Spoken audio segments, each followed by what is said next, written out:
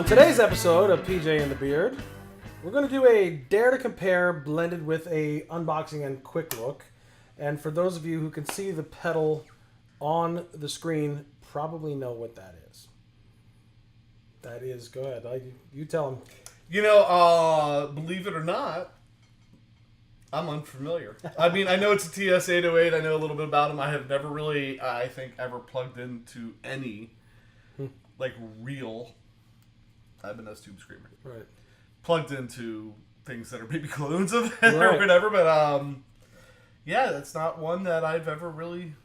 Actually, I don't even know that I really plugged into cones. Because, like, I used to use some full tone stuff. And then I was on the Barber Electronics direct drive for a long time, which maybe tube screamer-ish.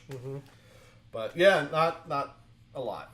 So in a previous episode, we talked about the Diaz Tremodillo I have. And the only reason I got that is because I bought it when they were still being made. This is an original TS808.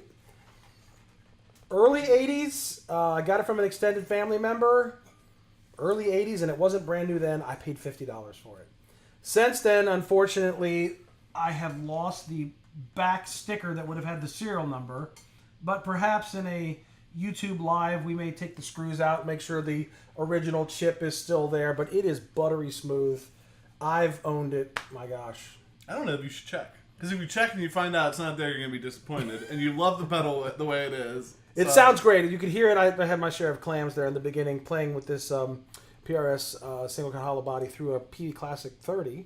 And I have a Love Pedal Hermedia Audio EPH3 tape echo sitting on the amp over there. So that was the playing. That, depending on how we edit this, it's going to be before or after. Right. Before, probably. And he'll edit out all my mistakes. No, he won't. So now we want to do that. So in a recent episode of the JHS channel that we love to watch, Josh, I want to make sure I get his name right, because Josh, we love your pedals and we don't have any. We do need to rectify that. We do. We almost bought the little AB box that he built to do his beta testing in his. We still might for shows like this of Dare to Compare. But he went a whole show. He drove down the rabbit hole. He did. He went way down the rabbit hole. I think he passed the poppy field and made it all the way to China. Went down the rabbit hole, sold out Sweetwater's entire collection of Behringer pedals, probably. He probably went through this entire collection here, which this one is the vintage tube overdrive, the TO800. Pretty subtle, right? Green and a TO800. He basically went through every pedal in this and compared it to the original and said which ones were dead on, which ones were, close, and which ones were just different. And occasionally, like, there was one Boss pedal. He's like, the price of this is so close, I would buy the Boss pedal. But I have not played this yet, so this is really an unboxing. There's a cool guy with like a fedora and a tie, which that would be two things I would never play in. Probably a tie, because I have done my share of the church, not a black t-shirt the church gigs and weddings. So, oh my, real tape. I'll give this to Suda real quick, the Beard. The thing, I watched a couple things about that, but so again, real quick, we haven't done this for a while. So here's the instructions. So let me just do that. So we just like to twist knobs, and how hard can it be? It's a 3-knob pedal. So we will plug it in next to it. Which is funny, because I have a rule. Yes. Not a hard and fast rule anymore, but it was a rule that served me well for a long time, and that's if your pedal had more than 3 knobs on it, I didn't want anything to do with it. Now, I found some ways to kind of cheat around that a little bit, depending on what the knobs If you understood what all 4 knobs were and how much you actually like the pedal. Right.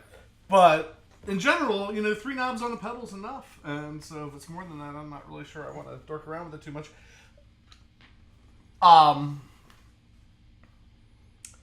Yeah. So we could just start by just setting it. So the way the setting was in the beginning, as you've seen a lot of people do, they'll play the pedal the way they like it the most. And that's been on my pedal board, off and on my pedal board for years. And that's pretty much my setting, with the overdrive dimed, level about 50%, and just the tone cut back so it doesn't get too shrill. So you want me to kind of... Just to see if it even sounds close, if you're in that same neighborhood, because I have no idea. So just as a reference again... So you can jump back and forth. If you can play something, I can switch it back and forth.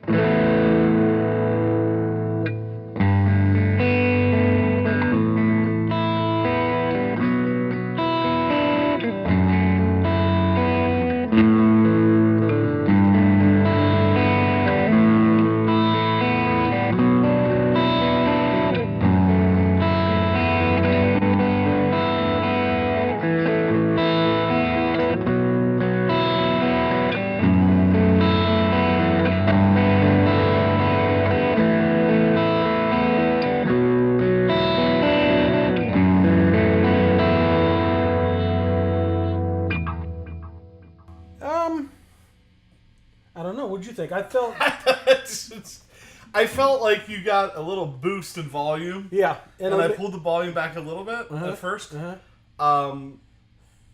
I feel like we are treading on hollow ground here. We are. Because the internet searches, the forum posts, like I said, I haven't had a TS808, and I haven't had a TS9, and I haven't had a TS10, like the cheaper looking one that John Mayer used that everybody wants now. Right. I've had none of these pedals. Right. But I have watched the rabbit hole. I've been down the rabbit hole, read about them.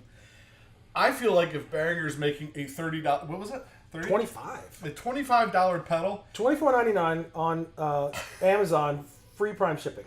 And we don't end this by saying, "Oh, they're totally different." Right. I had an idea coming in because it's going to be heartbreaking for some people. Right, and thank God I only paid twice as much for this as that. So, I'm good. Yeah, you're But if you chase this and paid $500, $600, $700, $800, I mean, again, that's quick and dirty, and that's knobs pretty much in the same position. But, it's not... I can't say I'm totally surprised because Josh from JHS kind of drew the same conclusion. It's not like... Yeah, I mean... He was blasphemous first, is what I'm trying to say. You don't like it, send him the message. Was he using an 808 or a yeah. T? Or... No, he had an 808, and he might even had a rarer version of it than this. Yeah, so I don't know how much to go on and on about it, right? How much more can we twist knobs? So I'm thinking... It is such a that dangerous... Now, let's say build quality, switch quality. Yes. Right. Those things are probably different, but I mean, there has to be a point. This is almost a 40-year-old pedal. This might last 40 days. I mean, the thing I saw about it's plastic. It's not like you're probably going to take it on tour. It's plastic, and I saw somebody wiggle the bottom of it, but, I don't know. Like, it's another one that... Well, you could take 4 of them on tour. Yeah, just throw them away. And, like, almost... I hate being a environmental science kind of person. I hate to say it, but... it's almost disposable. Well, instead of throwing your pick out after the show, you can just throw those out. Sign a TS. That's right.